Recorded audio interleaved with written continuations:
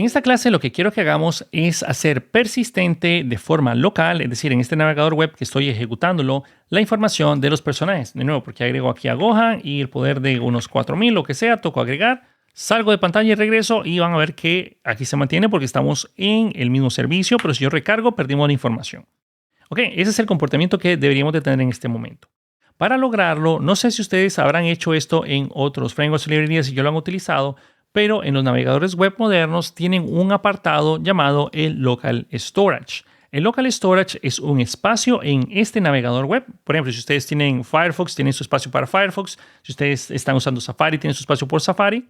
Pero a la vez tiene un espacio dedicado por sitio web. Y esto es algo conveniente porque aquí dice localhost 4200 porque nos encontramos ahí, pero si ustedes despliegan su aplicación de Angular a otro dominio, entiéndase algo como, qué sé yo, fernando-herrera.com, entonces ahí vamos a tener otro espacio dedicado solo para el local storage que yo quiero grabar ahí.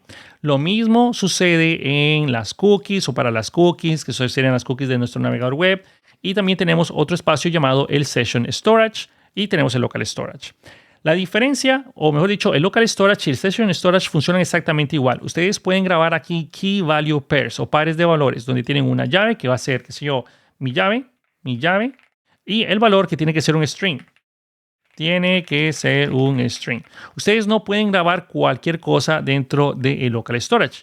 Tienen que grabar strings. Pero hay una técnica que podemos hacer para serializar un objeto con un string y así nos vamos a ir. La pregunta del millón es, ¿cuál es la diferencia entonces entre el Local Storage y el Session Storage? El Session Storage, cada vez que ustedes cierren todo su navegador web, cierran todas las instancias de Google Chrome, todo lo que esté en el Session Storage se va a purgar.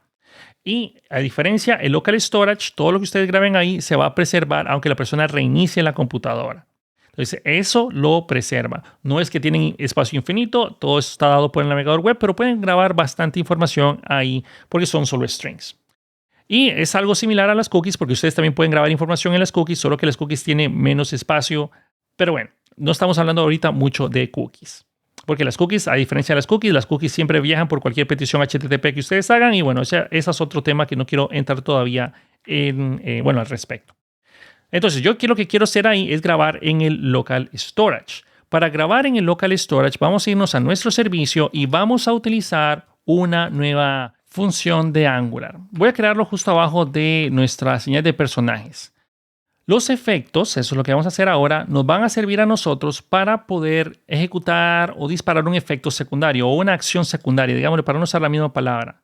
Ustedes pueden buscar aquí sobre los efectos en la hoja de atajos y aquí tenemos uno. El efecto no es más que una función que recibe un callback. Ese callback es otra función que nosotros vamos a querer disparar cada vez que algo suceda. En este caso, cuando la señal del count cambie, va a ejecutar este console log. En nuestro caso, lo que nosotros queremos hacer es disparar un efecto que cada vez que nuestros personajes cambien, grabe en el local storage. Para hacer eso, podríamos hacer uso de ese efecto de la siguiente forma. Podemos crear nuestro constructor, crear un constructor y lo podemos definir aquí dentro del efecto, pero lo más común es que ustedes lo hagan así. Save to local storage. Voy a ponerlo así.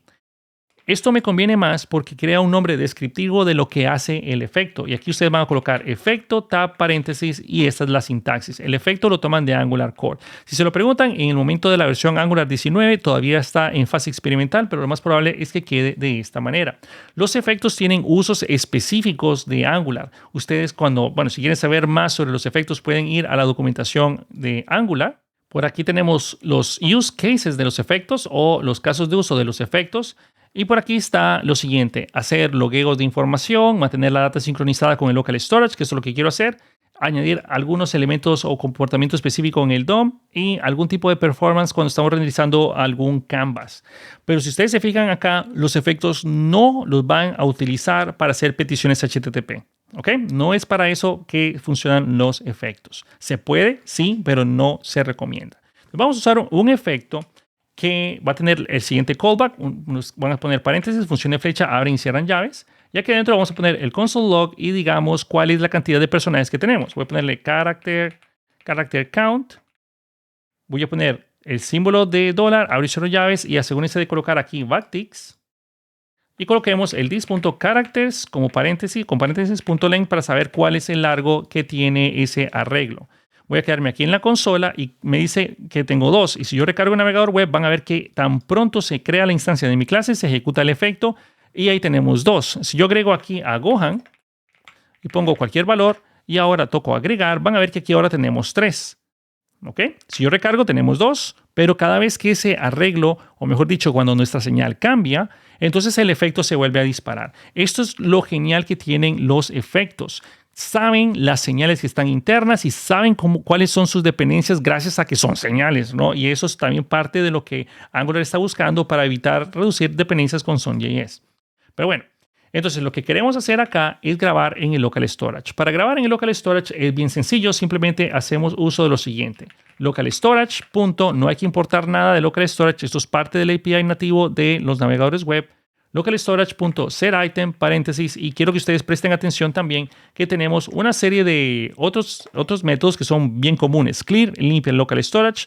GetItem para obtener una llave o el valor de una llave de local storage.